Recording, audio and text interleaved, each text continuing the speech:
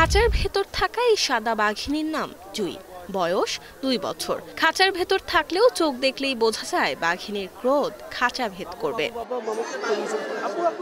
সচরাচর গায়ের রং হলুদ থেকে হালকা কমলা রঙের বাঘ দেখেই অভ্যস্ত সবাই, কিন্তু জাতীয় চিড়িয়াখানায় এই সাদা রঙের বাঘিনী নজর কাড়ছে ছোট বড় সবার। সাধারণ তো কোনো সময় বাঘ দেখি নাই, এই এখন প্রথম দেখলাম। বাঘ, সাপ, বানর সবই দেখবো, অনেকদিন পরে আসছি তো। চিড়িয়াখানা আসছি, পরিবার নিয়ে সবাইকে নিয়ে আসছি, মোটামুটি ভালো আনন্দ উদযাপন করলাম, সবকিছু ভালো দেখলেন।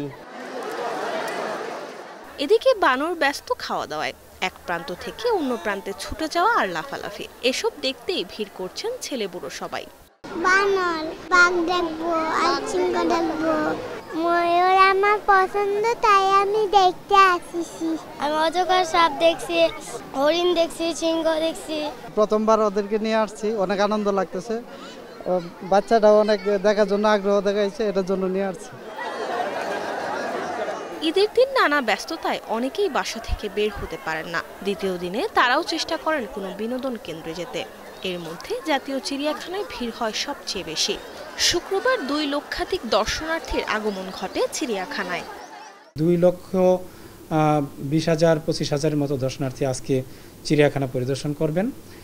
আমরা এই দর্শনার্থীর যাতে নিরাপদে চিড়িয়াখানা ভিজিট করতে পারেন সেই জন্য আমাদের নিজস্ব নিরাপত্তা কর্মী, আনসার, পুলিশ সদস্য তারা নিয়মিত কাজ করছেন এখানে।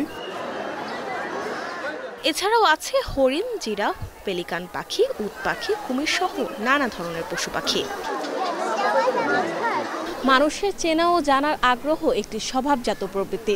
চিড়িয়াখানা বন্যপ্রাণীদের সংগ্রহ করে প্রদর্শনীর মাধ্যমে মানুষের চিত্ত বিনোদনের ব্যবস্থা করে বলে জানান সংশ্লিষ্টরা। জাতীয় চিড়িয়াখানা থেকে মরিয়ম আজিজ মৌরিন, এখন, ঢাকা।